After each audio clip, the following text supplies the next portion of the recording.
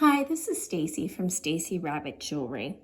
I was recently showing a friend of mine how to make earrings using head pins, and that inspired me to make some basic videos for jewelry making. So these are head pins, and you'll see that they have a ball or a little disc at one end. These are made out of copper, but they come in a variety of different metal finishes. And these are a 22 gauge head pin. I tend to prefer between 20 and 24 gauge head pins. A very simple way to make earrings is to start with a head pin.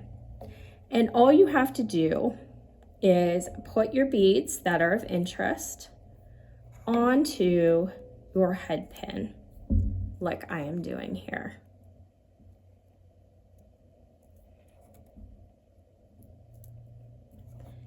And you will have something that looks just like that. You'll want to make sure that you have about a 1/2 inch left of pin after you've added your beads in order to make a loop. So in order to finish off the earring, the first thing that we're going to do is we're going to create a simple loop out of this wire, and that will allow us to attach it onto an earring. And so I like to use a chain nose pliers that looks something like this, and come in and grab my wire pretty close to my top bead and just bend that to a right angle. So it should look something like this. The next thing we're going to do is come in with a flush cutters, and we are going to trim off the extra wire. So I tend to leave about this much wire here, and you can discard the little piece that you cut off. It's often helpful, like I did, to put your hand over the piece so when you cut it doesn't go flying. So this is about what we have left. So I went and I measured this, and this is between 1/4 and 1/2 inch, and that's about the right length to make a simple loop with. A larger length will make a larger loop, and a smaller length will make a smaller loop. The last tool that we're going to need to complete our earring is a round nose pliers. And we're going to use these barrels here to turn this into a loop. So you're going to take your wire and put it at the very end between your round nose pliers. What you're going to do is just turn your wrist to start making a loop.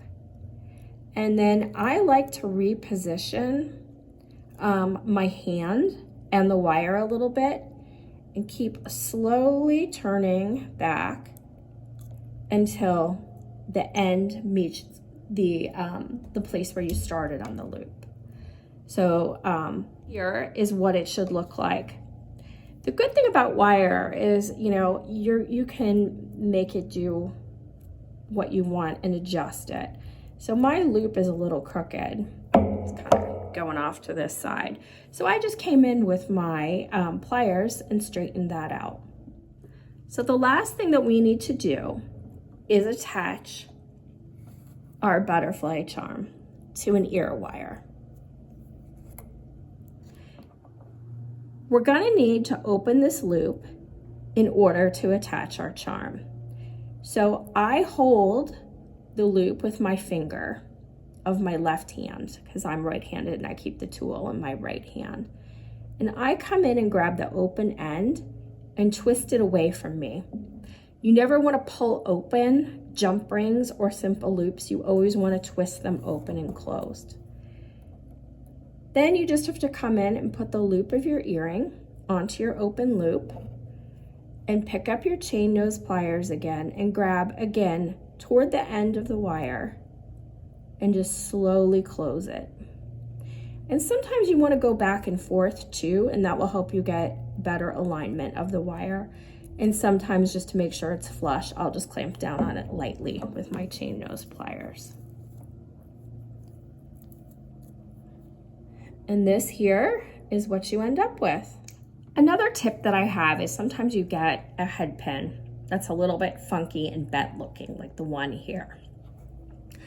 You can come in with your hand and just gently smooth out that wire. Thank you for joining me, and check out my other videos.